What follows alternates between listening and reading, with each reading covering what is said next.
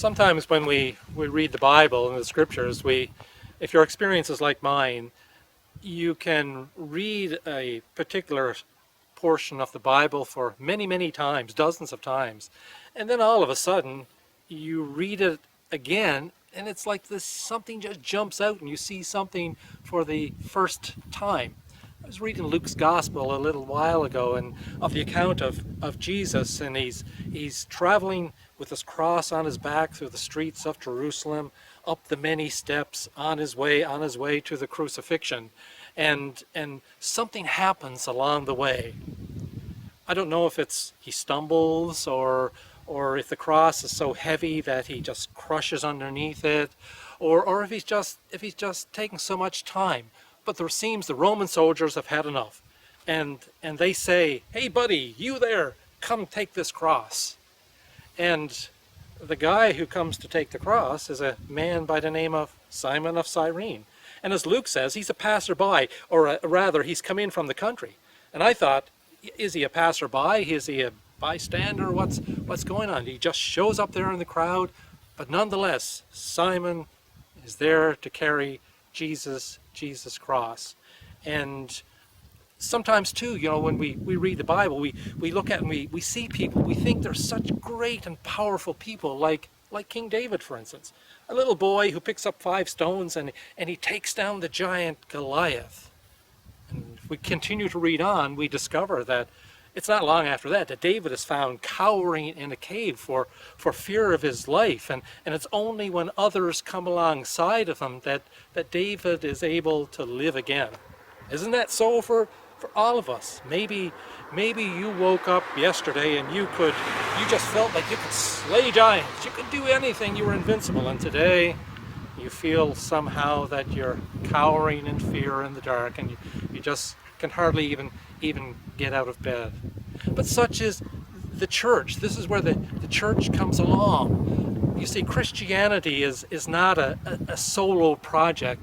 That we desperately need one another. For as surely as David needed others to come alongside of him, Jesus also needed someone to help him carry his cross, and we sure need others to help us carry our cross as well.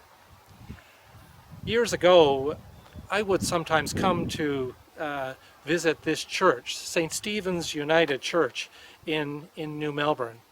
And here I worship among people with names like Bursey and Clark and Cave and Driscoll and Mansfield and Pinn and Goodwin and others. And one of the things I found in this church was a welcoming spirit. And it seemed that when I came here, it was a way of carrying my cross, that these people were welcoming me, and they were so open, and it was a good place to be. But it was also here on one Sunday night that I heard a man by the name of Randolph Emberley preach. Randolph Emberley came to this area to be the preacher when the clergy here at the time was tragically killed. And Randolph Emberley came up off the Burin Peninsula to come here to help out during a tragic time. But he wasn't theologically trained, and he couldn't preach. When he would speak, he would have his papers in front of him, and he would quite often lose his space, and he would have to start over again. But that didn't matter to me, because he didn't need really to talk about Jesus. You see, in Randolph Emberley, I could see the presence of Jesus, that he was embodying the presence of Jesus. And boy, did that ever carry my cross at a time in my life when I need it the most. Sometimes the church takes a lot of criticism. Sometimes we can get so discouraged. Sometimes our church is so small and we feel somehow we don't make a difference. But one of the big differences we make is that we are the gathered body, the gathered community. And when we come together, that we carry one another's crosses. This week when we show up as a body, it may be that I need someone else to lean into them, Maybe another week they lean into me. And during these days we find it so hard because we can't do that. But nonetheless, the gathered body is the strength of the church. I don't know how small your church is, but look, keep doing what you're doing. Thank God you're doing what you're doing. When people get together, special things can happen as we carry other crosses, as they carry others. And it may be that your church is like St. Stephen's here. It's no longer open. But nonetheless, churches like this church, it still carries my cross. The people, the things I heard and experienced here are still a part of me, and that I can use that to help carry the cross of others. And I also can learn to allow them to help carry my cross. Do you remember Simon of Cyrene? Well, he had two sons, Alexander and Rufus.